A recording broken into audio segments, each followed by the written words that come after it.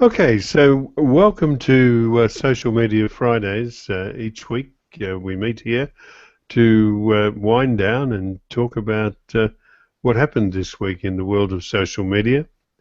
With us today we have Edwin Jonk, CEO of IDESTOAST in the Netherlands. You can find Edwin at idesthost.nl. And Masataki Wasa is webmaster of wasaweb.net, and he's also a Google Top contributor on the Google Plus Help community and the AdSense forum. Okay, so each week, through the week, if something unusual pops up, we'll add it to the Social Media Fridays community on Google Plus. And by the way, you're welcome to post any items that you come across yourself. In fact, you can. We'll be glad to have you join us. Anyway, this week we only have two topics to discuss today. The first one concerns Leah Palmer. It's the result of an article on the BBC, and it is a story about Leah Palmer, who, to all intents and purposes, is an attractive, single, fun-loving 20-something Briton, currently living the high life in Dubai. She has an active social media presence and often chats with family and friends on sites such as Facebook, Instagram, and Twitter. If you are a man, you might have even spotted Leah on the dating app Tinder, and looking for romance. But in reality, Leah Palmer does not exist. I'm not well known on dating sites, guys. So I'm going to have to ask you guys what we make of this story.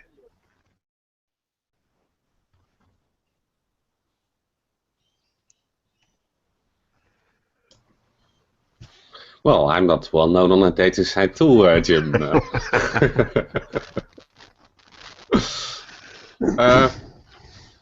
Well, basically,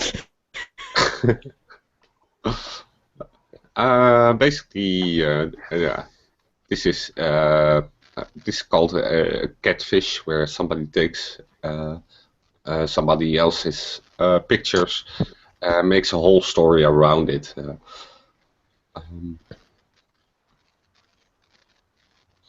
It's not that uncommon. Normally in stories like these, you find horror stories. As far as I can tell, there's not really any harm done, like physical harm or.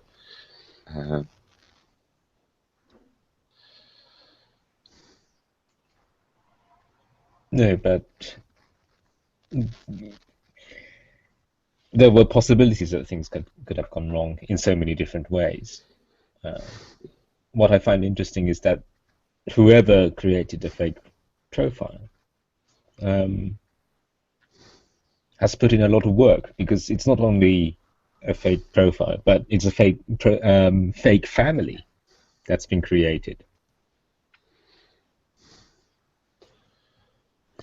And you have to wonder why anyone would do it.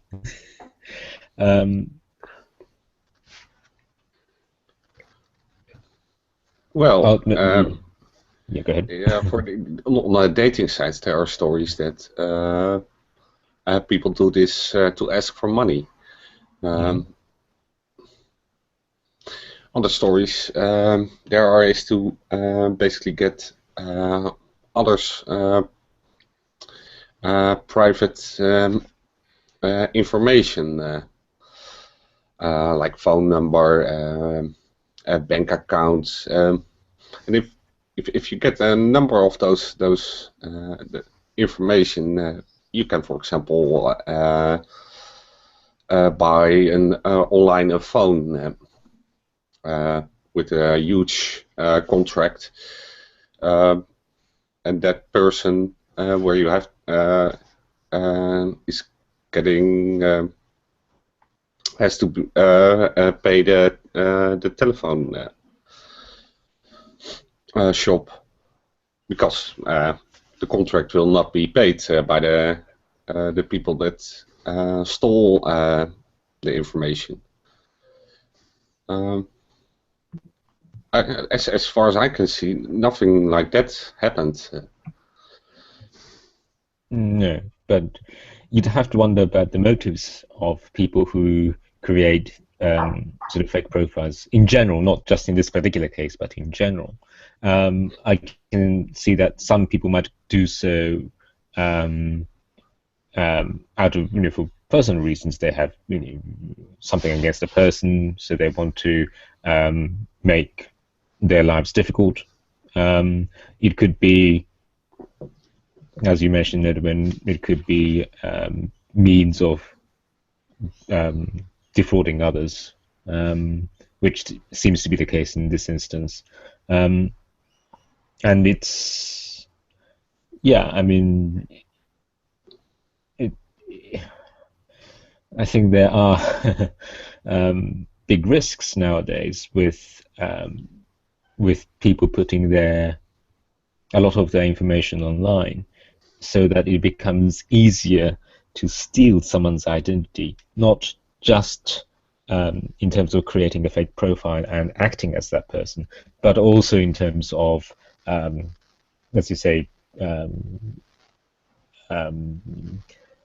for contract for a phone or some sort of services, and people are not aware until they have loans rejected and they go to credit agency and then find out that they haven't paid so many bills and other things.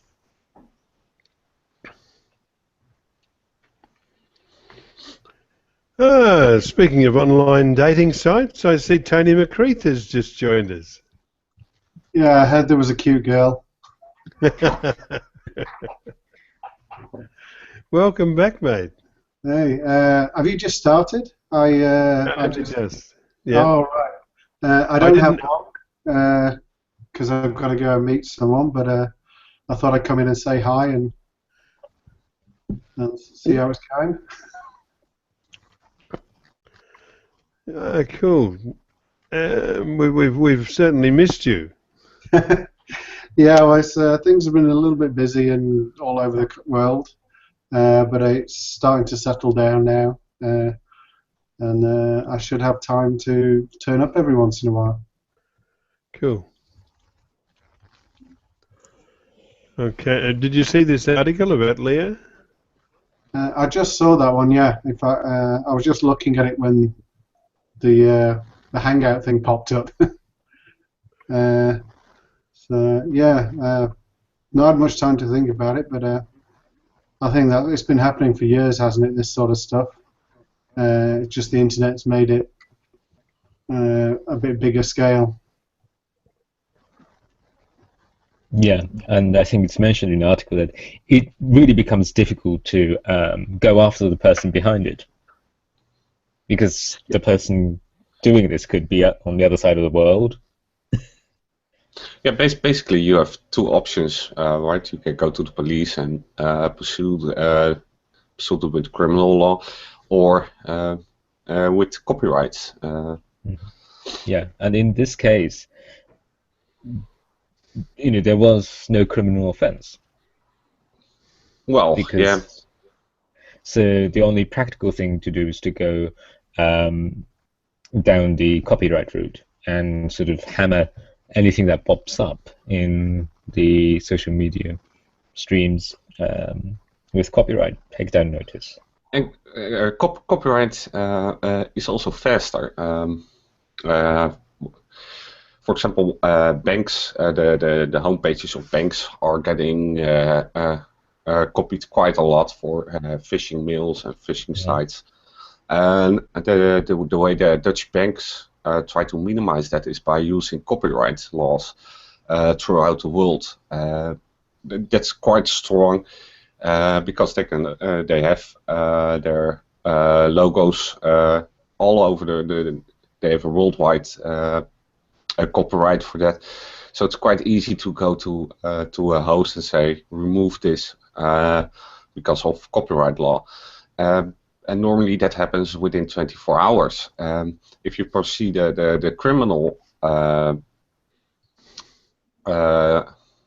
road, then you have to wait what the police is going to do. The local, for example, if this is a Dutch bank, and it doesn't have an office, for example, in some other nation, then they have to ask the Dutch police to contact the other police in that particular nation, and that can take weeks before such a site is getting down. So if you wanted to remove it as soon as possible, the copyright, I would go for the copyright. But you can do them both, right? Yeah, you can pursue them both. Yeah. But I think that the problem is, of course, that going down the police, the legal, not legal, sorry, the police force and so forth, and that can take a lot of time. And of course, for individuals, it would be quite stressful and time-consuming. So is going down the copyright route, isn't it? Because you have to go and find. You have to become aware that this is happening, which you might not be for quite a long time. And in this example, the person really didn't know what was happening until someone, I think, pointed out to her.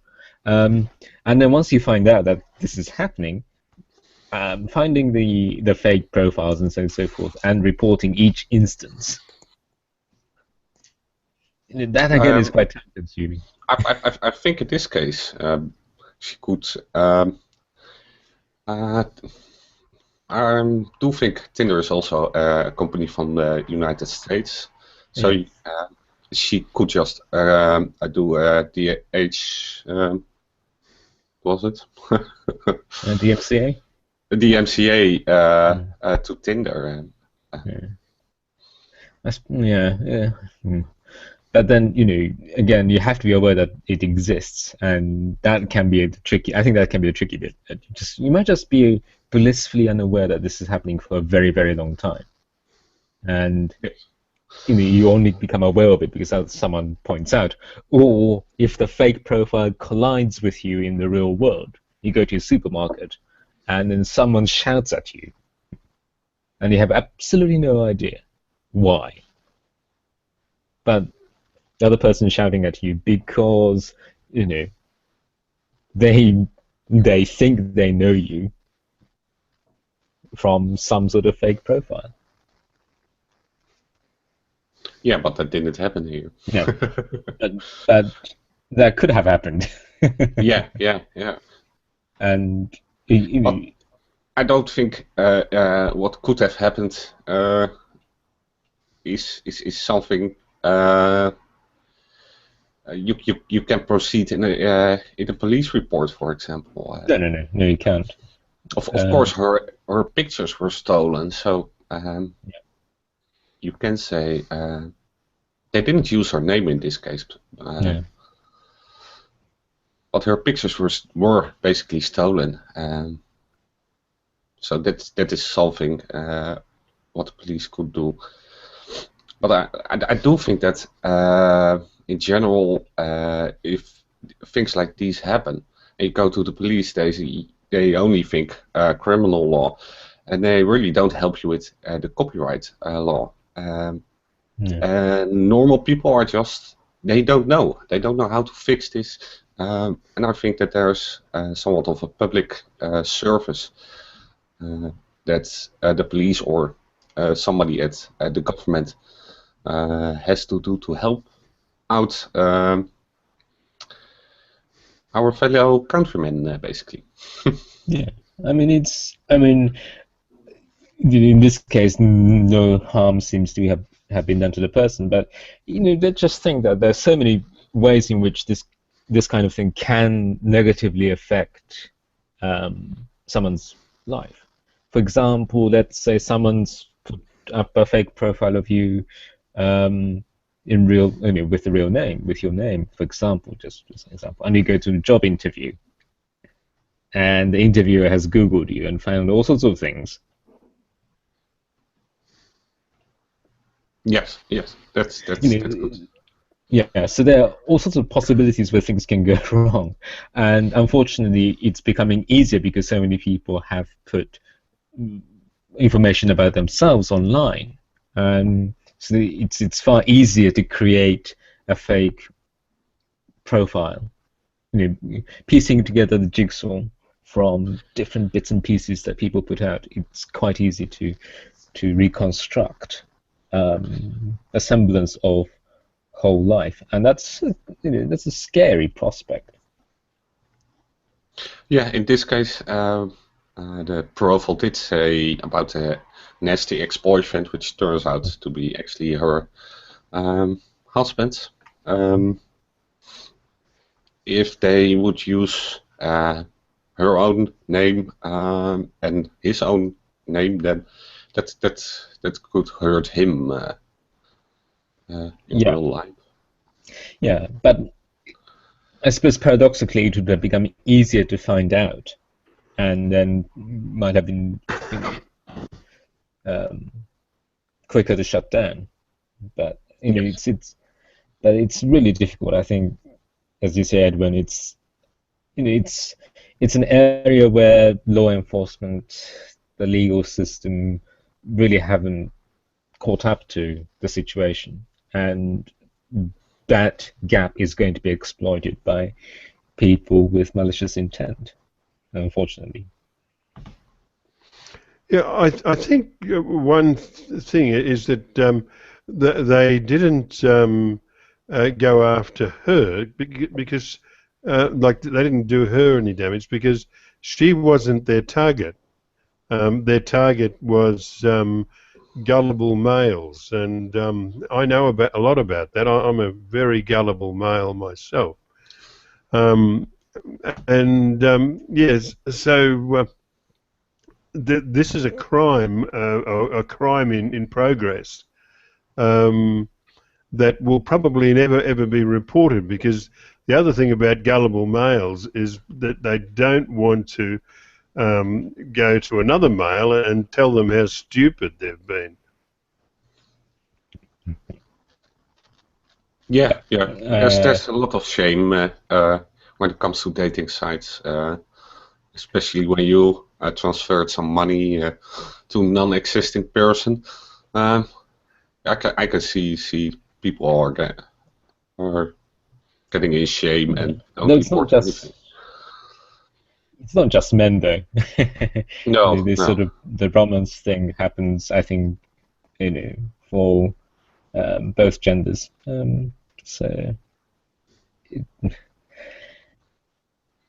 Yeah, I think there's a huge swathe of unreported crime related to things like this.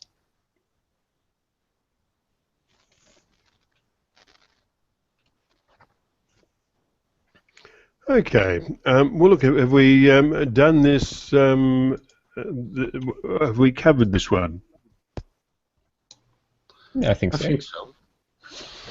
Okay. Let's look at our second and last item of the day. I titled it Hangouts and Photos to Split from Google+.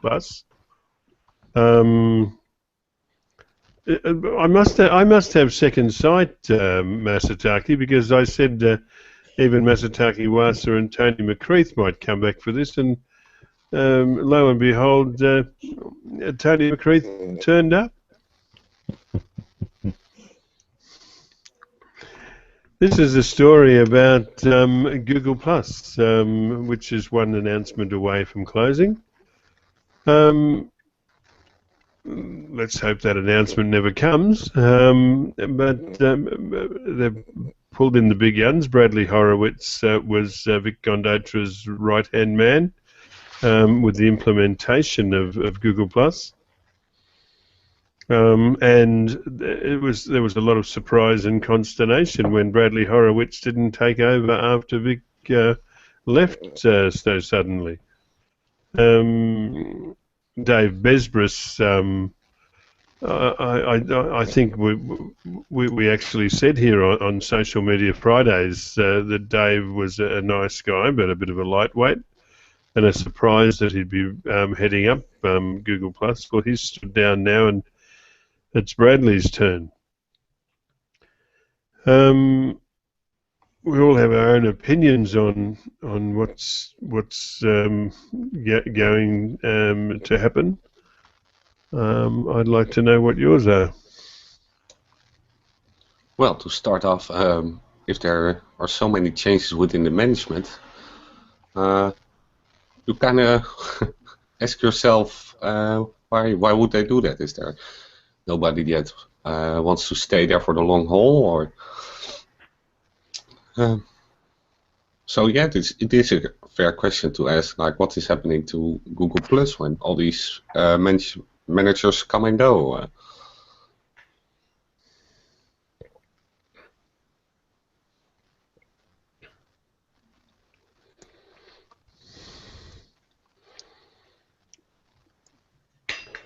Well, I also wonder the commitment when Dave Besbris took over Google Plus on Social Media Fridays last time. We went to Dave Besbris's account profile to see what he had posted, because obviously if someone's going to champion something, they should at least use it themselves. I'm going to have a look at, just bear with me, I'll come back later. You guys continue on, but I'm going to go and have a look at Bradley Horowitz's profile. Well, one interesting thing is that he doesn't mention Google Plus. He mentions Google Photos and Streams. Yeah.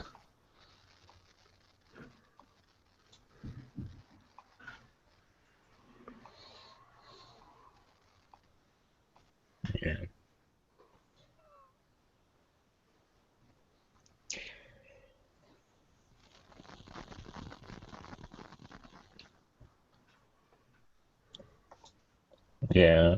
At the moment, they're practically speaking like we don't see any huge changes. They might be coming down, but down the road, I mean, but who knows?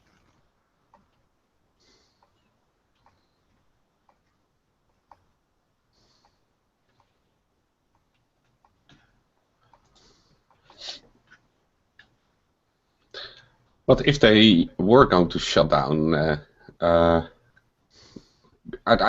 personally, I don't think they are going to shut down everything within Google Plus.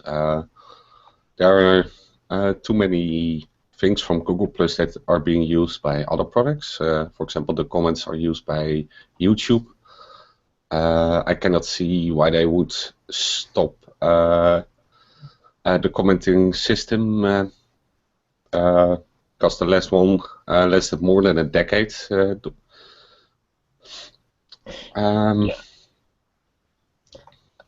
Yeah, I don't think Google Plus is going to be shut down. I don't think that's going to happen. Of course, the part of the issue is that when we talk about Google Plus, what do we actually mean? I think it's a conglomerate of all sorts of different things. So I think that's part. I feel that's partly the difficulty, because when we say Google Plus, it seems as though we need to have a huge doctoral thesis explaining what exactly it is. I don't think it's so self-evident, so clear, and so defined as to what it means to all people. And I think I personally think that's partly part of the very big issue that Google Plus has, is that the idea, what it is is unclear. Yeah, and maybe also people don't need it, right? They have Facebook or Twitter, and then there is Google Plus as an option. And they just look at, well, who's on Google Plus? But not so many people. Then I'm going to go for Facebook because I know my friends and family are there. Yeah. It doesn't fulfill a need of the people. Yeah, Of the and large amount of people. Again, I think that has been an issue too, in that because it's unclear what it exactly is, it hasn't succeeded in delivering a clear, unified, and defined message to potential users, saying, explaining the benefits and the unique selling points of Google Plus. And I think that's been an issue because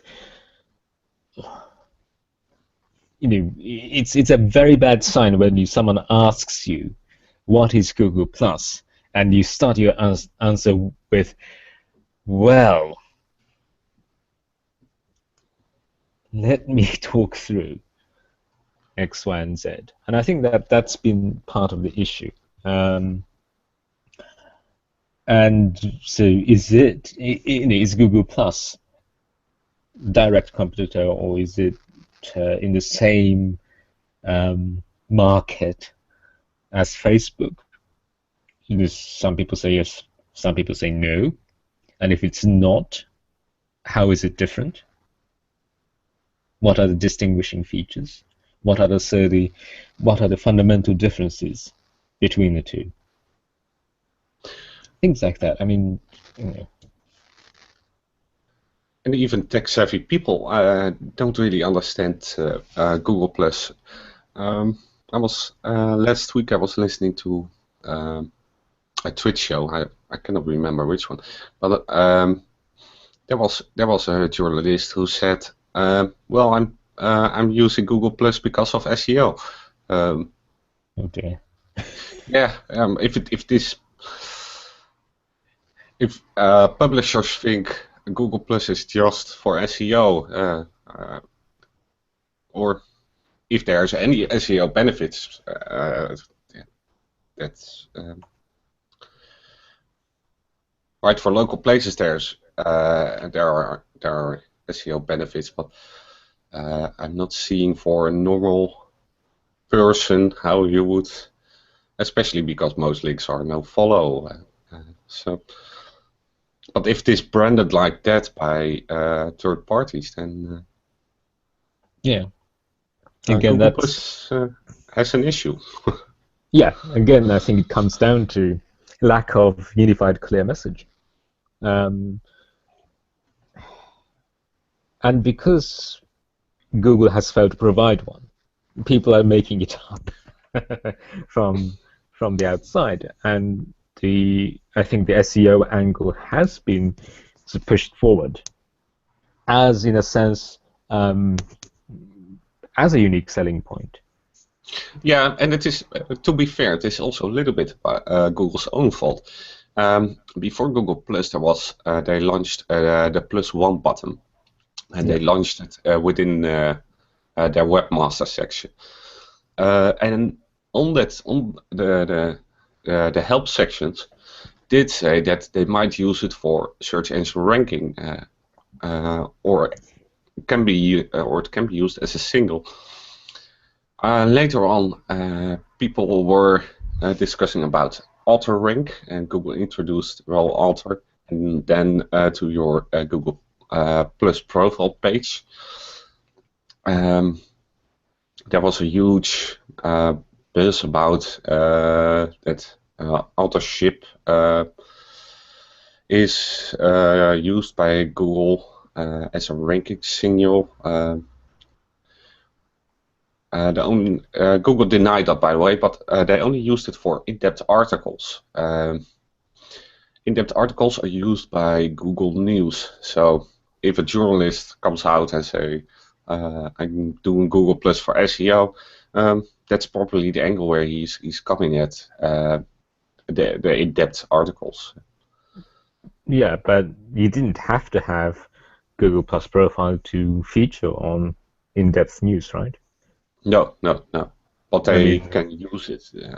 yeah. I mean, I think that that's a very, very rare case, I'd have thought, because Google will naturally, I think, choose particular sites as being authoritative because they are newspapers or magazines in real life, so they have proper editorial teams. You'd have reasonable amount of confidence that whatever content that they publish is of decent quality.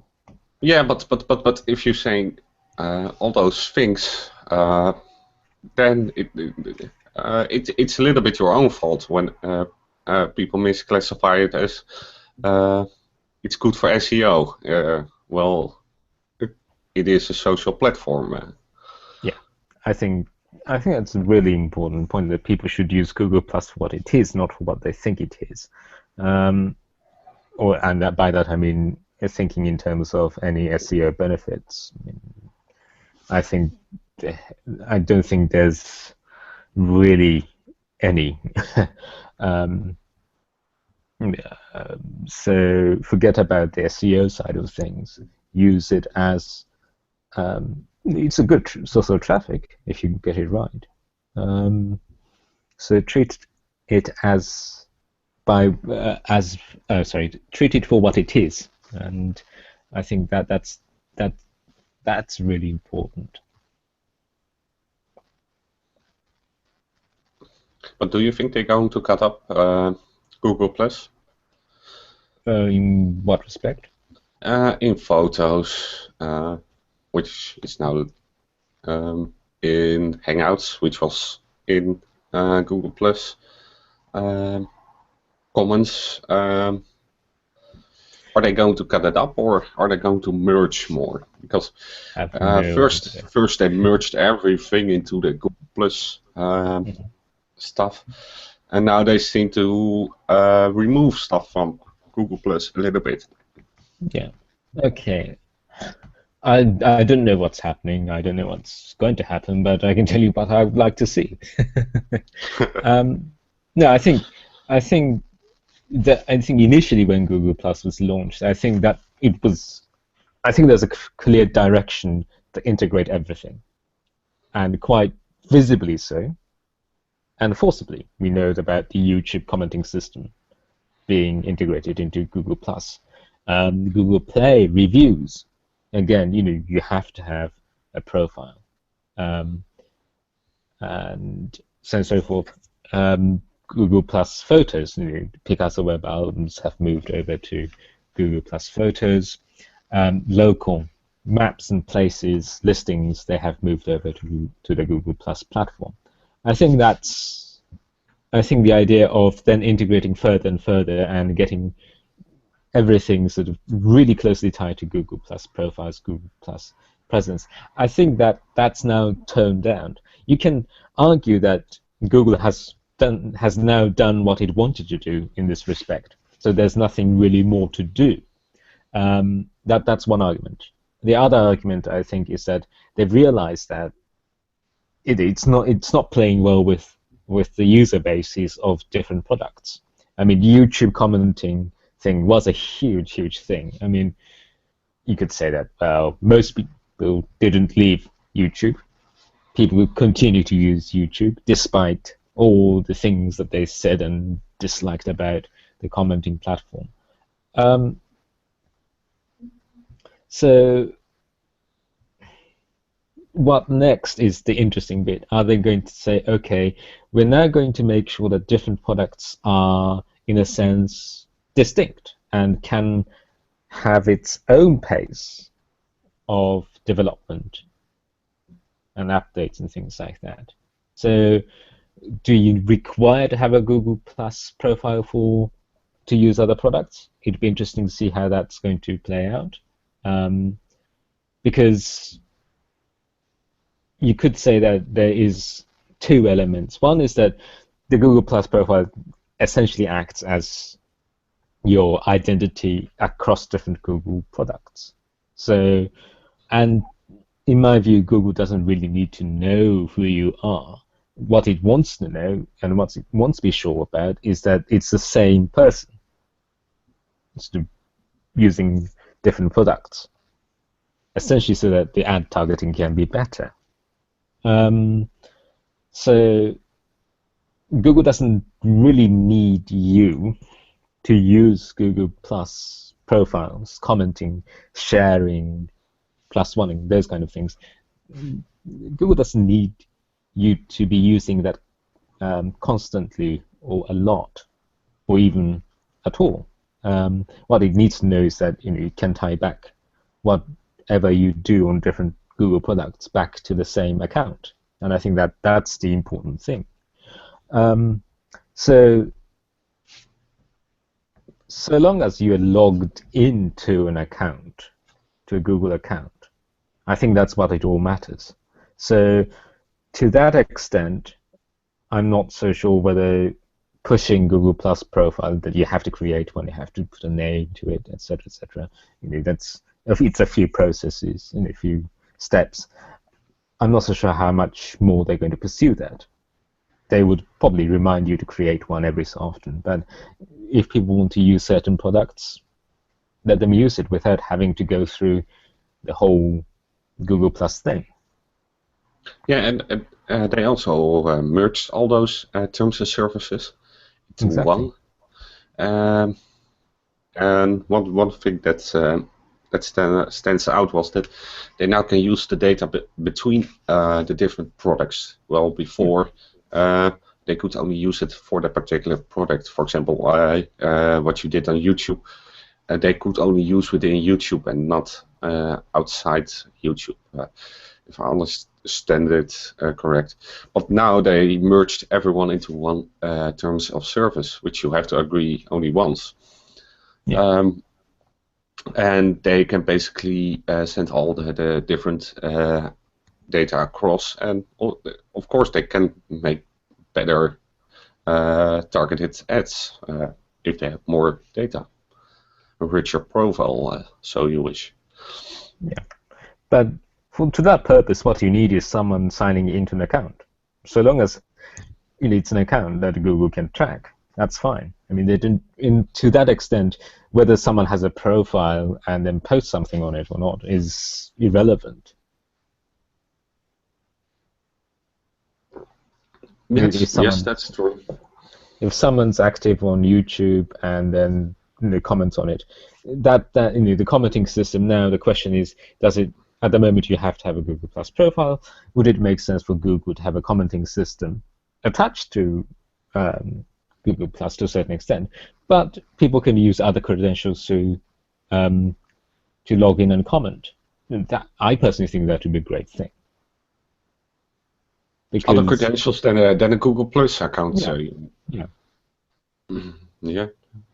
No, because does Facebook allow that for Facebook comments?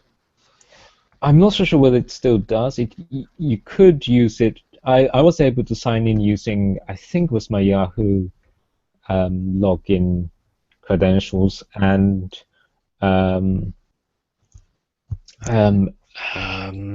something else. So I thought Facebook. I haven't commented using Facebook commenting platform for quite a long time now. But it was possible to use non-Facebook credentials to leave a comment. Obviously, then it won't be tied back to your Facebook account. So I think the name would not be a live link, but you could still comment. I'm not so sure if that's still the case or not. And it's also not shared on your stream, I think. On Facebook? Yeah.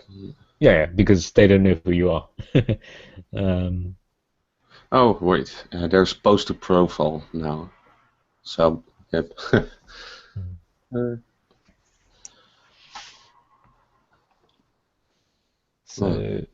Yeah, so on external sites, I think you were able to do that. Not on Facebook, but externally. I thought you were able to use non-Facebook credentials.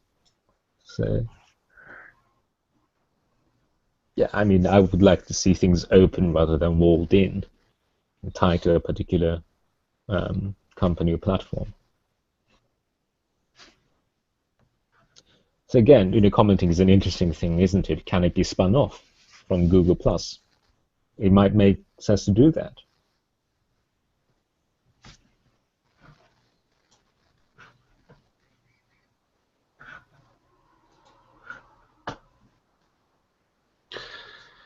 So only communities are going to die. Yeah, I think communities are. That would be a shame. Indeed. We've got nearly 20,000 members, and earlier on, when you were talking about the SEO benefit in Google+, there's a huge SEO benefit inside Google+. It's the SEO questions community. Yeah. Well, inside Google+. When I recited that to myself before, I thought it was funny.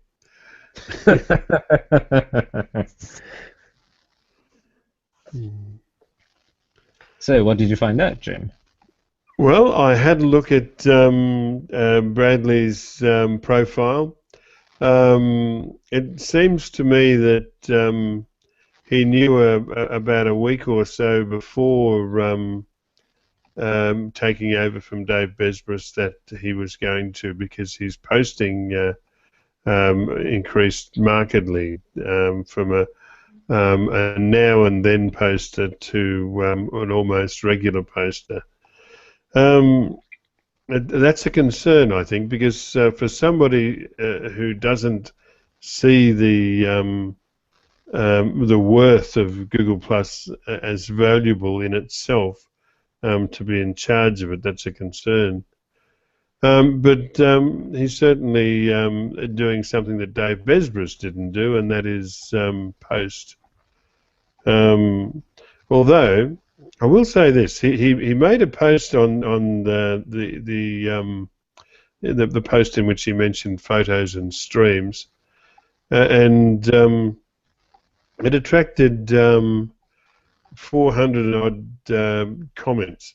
Now, before I make this statement, I better just go and find it to make absolutely certain. Just bear with me one second. And the reason I want to look is because I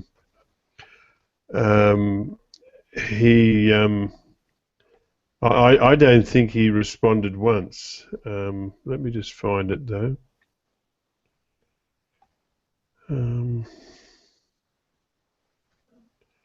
Yeah, here it is. It attracted 429 comments and 470 shares. I'll just open it up.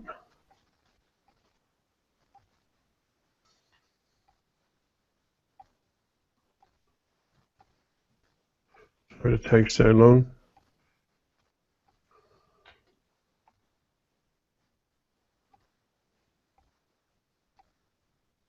I might be wrong. He did respond. I didn't notice him responding, but I've found another way to be wrong. No. It's all of these entries are mentions from somebody else. Yeah. So there's another thing which shows he doesn't really have a handle on Google Plus. If this post was made by Vic Gondotra, and it attracted 400 comments, 50 of them would be from Vic Gondotra. But here we have feedback from, say, maybe 400 people, and not a single response from Bradley Horowitz. So seems to me he just doesn't get it. And that's a concern. it's easier for him to kill it off. It would be easy. It'll be easier for him to kill it off if he doesn't have any personal doesn't place any personal value on it.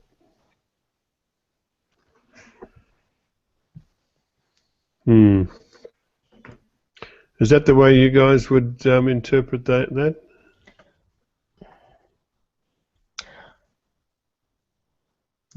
It's hard to say. One is that there are many possibilities. I can only speculate idly. One might be that he's just too busy. He's just using it to push out message.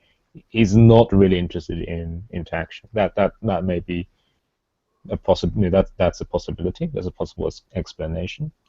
Others that he might not want to get into too much, because once he responds, then he might feel that he is obliged to respond to everyone. It's one of those things that can be quite tricky, can't it, if you use it as an offshore channel of communication. And some people get responses, others don't. That doesn't play well at times. So there are a number of reasons why that's happened. And I think the problem might be that he wants to be very careful about what he writes. I mean, we know this from someone like Matt Cutts, whose every word, whose every single syllable is dissected and analyzed in depth to divine a meaning, the future direction. And I think the people in these positions want to be very careful about what they say and what they write, because people are going to look for deeper meanings, as it were, in certain words, certain expressions. So it may be just that he wants to take great care in terms of what he writes.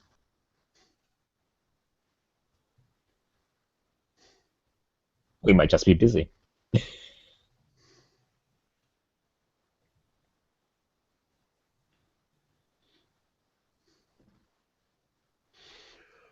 Okay. Well, guys, is that it for another week? I see Daniel Negraha, the world's greatest programmer, has joined us.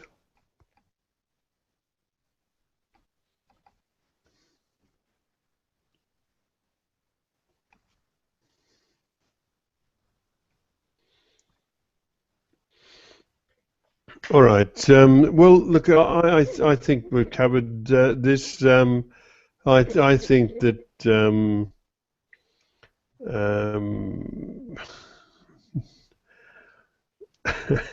I have to laugh. I started to speak and 2 viewers dropped off. Maybe no one wants to hear what I think.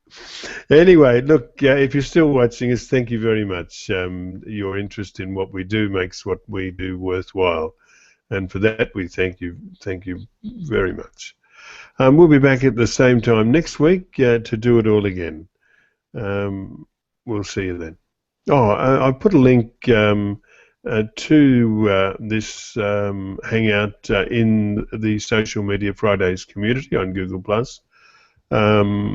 If you click it, you'll join us.